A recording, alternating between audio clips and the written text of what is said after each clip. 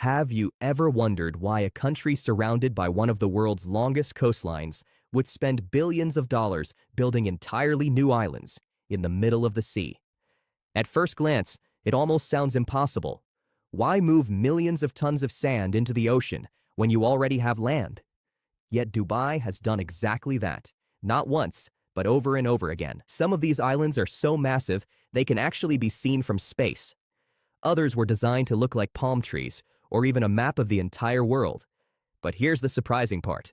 These islands weren't built just to break world records or impress tourists. Behind every artificial island is a much bigger story, involving money, geography, ambition, and one risky gamble that could determine Dubai's future. And by the end of this video, you'll discover why Dubai keeps creating new land from the sea, and why some experts believe these incredible projects could either become one of humanity's greatest engineering achievements or one of its biggest mistakes. To understand why Dubai keeps building islands, we first need to understand one simple problem.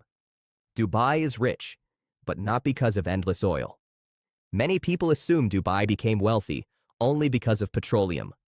In reality, oil makes up a surprisingly small part of Dubai's economy today. Years ago, its leaders realized that oil reserves would eventually decline. So they asked a bold question.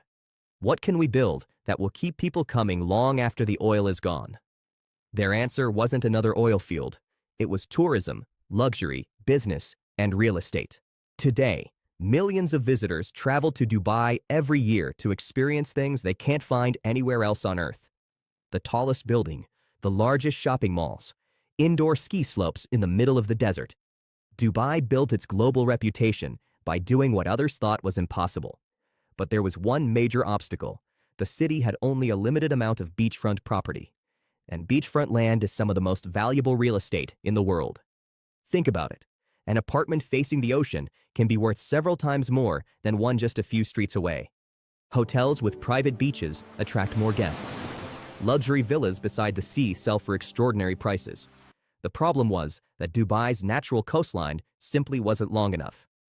So instead of accepting that limitation, they decided to create more coastline. That decision would lead to one of the most ambitious construction projects in human history. The first truly famous project was Palm Jumeirah. From above, it looks exactly like a gigantic palm tree floating in the Persian Gulf. The design wasn't chosen just because it looked beautiful. A simple circular island would create only a limited amount of waterfront, but a palm tree, with its long trunk and multiple branches, dramatically increases the amount of shoreline.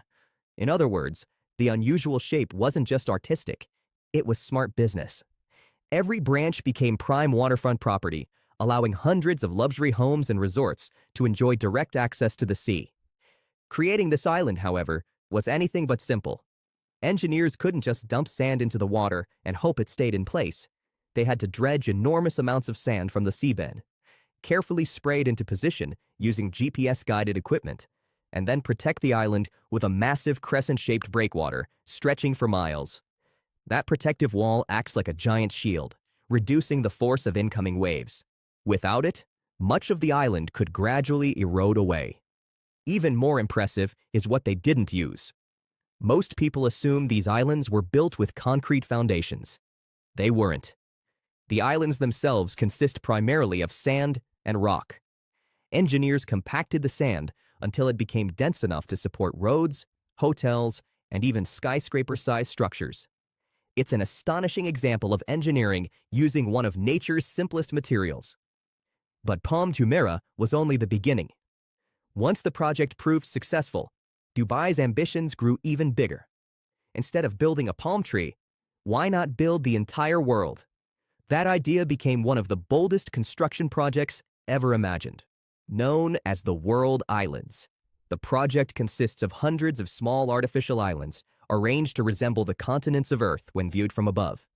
Wealthy investors could theoretically own their own private country, complete with beaches, villas, and luxury resorts. Imagine telling someone you own an island shaped like Italy or Australia. It sounded like the future. Celebrities, billionaires, and investors rushed to buy pieces of this extraordinary vision. For a while, it seemed like nothing could stop Dubai's expansion. Then something happened that almost no one expected. The global financial crisis of 2008 sent shockwaves through real estate markets around the world. Property prices collapsed, investors pulled out, and many of Dubai's ambitious developments suddenly faced uncertain futures. Some islands remained unfinished for years. Others were never developed as originally planned. It was a powerful reminder that even the most spectacular engineering projects still depend on economic reality.